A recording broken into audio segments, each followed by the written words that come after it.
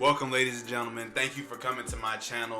Please, before we get the video started, do not hesitate. Hit that subscribe button down below and drop me a like if you really feeling my stuff. I do appreciate you all coming and finding me. Hey, let's have some fun today.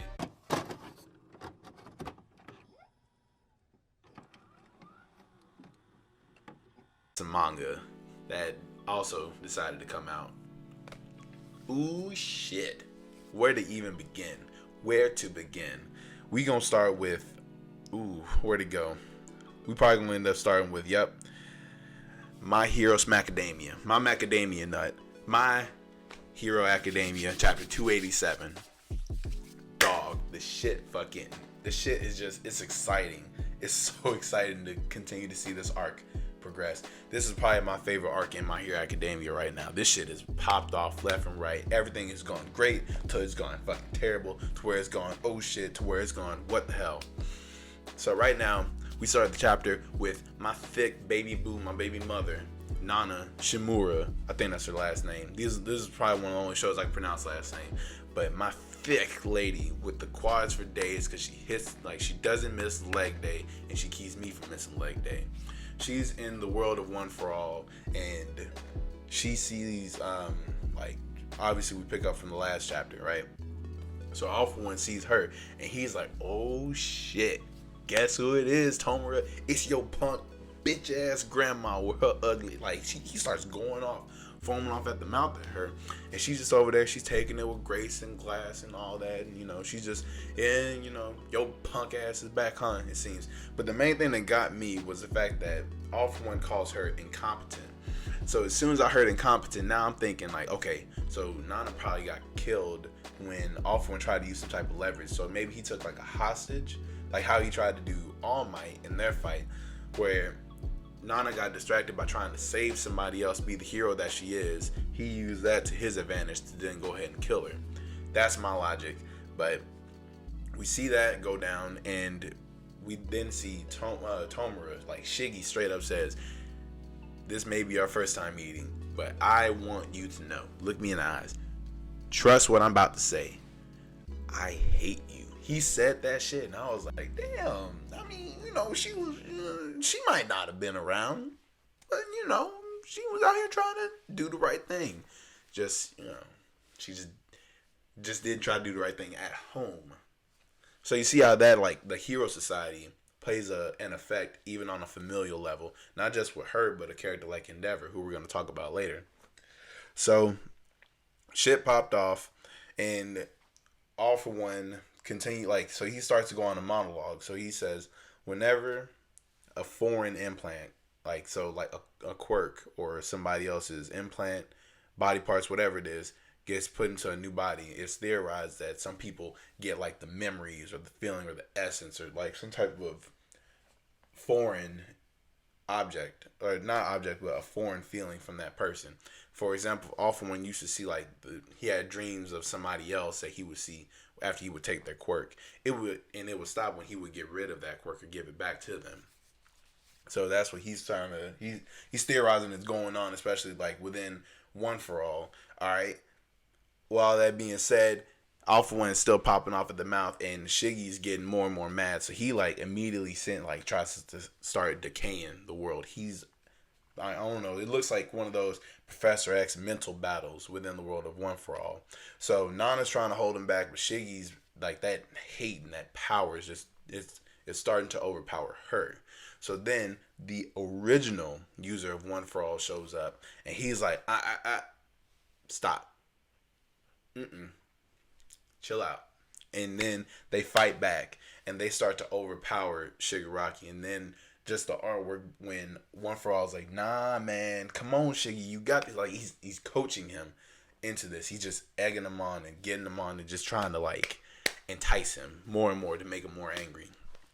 So All For One starts talking shit about my boy Deku. He starts talking shit about my son. You could talk shit about my baby mama, but not my son. So he's like, oh, this one's worthless. He can't even stand up.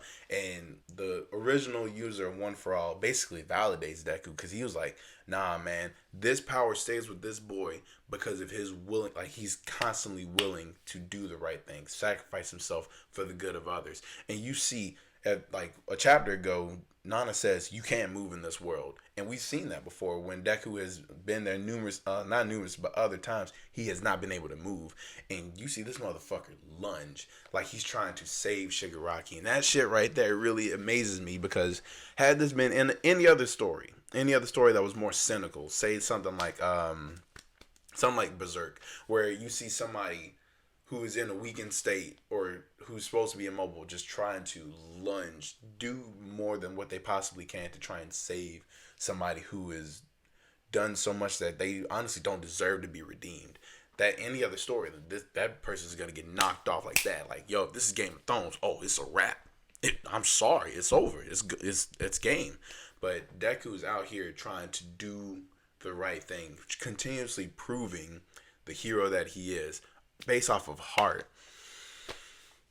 You see, like there's a reason why he's going to become the number one hero of all time. Like he continuously does the right thing, and it really is amazing to watch him continue to learn and grow. So what continues to happen is One for All, or the original user of One for All, keeps saying like, all right, this power stays with him, and then it basically confirms what All Might told Deku back a long time ago, that you have to, the current user of One for All has to willingly pass it along. So if they literally go like, all right, I don't want to give it to you, and then All for One tries to take it, it shouldn't go. I don't know if there's gonna be like some type of fucking, oh, I can actually do this to make you give me that power, or something along those lines. Later we'll find out, but for right now, it doesn't seem like Deku's gonna lose One for All to Shigaraki. Now, with that being said, we end up seeing like this big ass explosion. Todoroki is like witnessing this all, and this explosion looks like it's like blowing buildings back. And then we see Deku and Shigaraki get separated, where All for One is telling Shiggy, like he's still in his mind, he's like, all right, hey, go ahead. I say you should retreat, lick your wounds. We'll be back to kick their ass another day. You couldn't steal his power because your body isn't ready. Like, remember, he stopped at like 75%. Shigaraki took down the top heroes at 75% capacity. It ain't looking hot. It ain't looking hot. Don't let this boy Shigaraki get a Gatorade in the system where it's a fucking wrap. It's a wrap. Shiggy done did the SARMs and the D-ball, and now he's out here giving people problems off of 70%. Nah, man. Look, I'm stressed just thinking about it. And to make things worse, so before we get to the other shit, Deku's begging Shigaraki, please don't move. Please don't move. You can see this boy is tired. He motherfucking tired, coach. He done blew his arms up a billion times. He has exceeded his limits. He's done all that he can. He can't move. And it seems like the only ones that are still around is fucking Lockshock and Todoroki. Outside of that, it's game. And guess who's still on the fucking way? Gigantomachia is still on the way with the League of Villains. Dog. I keep thinking about that just because all the top heroes are down. Everybody's down except for these few. So now we're at a point where like, well, fuck. So Gigantomachia is on the way with the League of Villains, and you see how everybody's conversing with one another. So I know the chapter ended with Toga, but I'm going to go and get it out the way.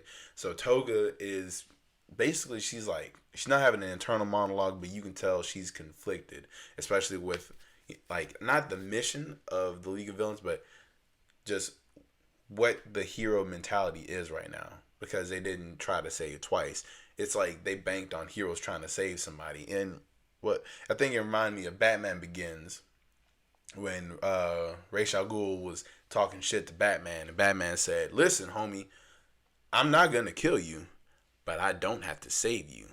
So it's like that. It's not that exact situation, but it's the fact that that confusion happened, where like these villains have this set predetermined notion of like what a hero is and what they're going to do. They're going to like, because they seen Deku, basically they think everybody's going to work like him, like he's going to save everybody. And then they meet a motherfucker like Hawks who says I'm here to take you out. Literally the Itachi of the fucking series is like, yo, I'm here to stack bodies and keep people safe, so we ain't gotta worry about shit.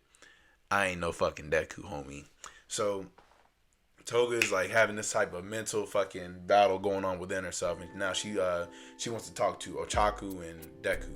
She's looking for that talk no jutsu from Deku, and she's probably gonna get it. Hopefully Deku can move or do something to try and protect himself, because I feel as though these people are unpredictable. They're not going to just talk themselves down. They're damn near have already won, because Gigantomachia is a huge player. Dabi's a huge player. Like, shit's still popping off. Speaking of Dabi, so Dabi is apparently he's on the way with that one kid. I can't remember his name. The kid with the computer, and I think they're gonna go ahead and expose Endeavor. If you want to see a fucking hit to Hero Society, Hero Society does not, like, the destruction of Hero Society does not necessarily mean destroying all heroes or killing them all, but maybe taking away their faith. Like, the populace's faith in Hero Society could possibly be what they mean by destroying it from, the ground up. And if we take like a story where the longtime number 2 superhero, who is now the number 1 superhero, was abusing his children and his wife, driving them insane physically and mentally, to the point where one of his kids shows up and is, revealed to be this massive villain, part of the League of Villains. Oh, the world's gonna stop. Everything's gonna stop, and then the more political aspects are gonna come into play, and shit's really going to have like a detrimental effect throughout the entire world of My Hero Academia, not just in Japan. I feel like this is gonna happen. This is gonna showcase itself everywhere. So obviously, My Hero Academia, I can't, like, yo man, if you're not reading My Hero Academia, dog, you fucking up. I understand wanting to wait for the anime. The anime is beautiful, and this arc is going to be insane.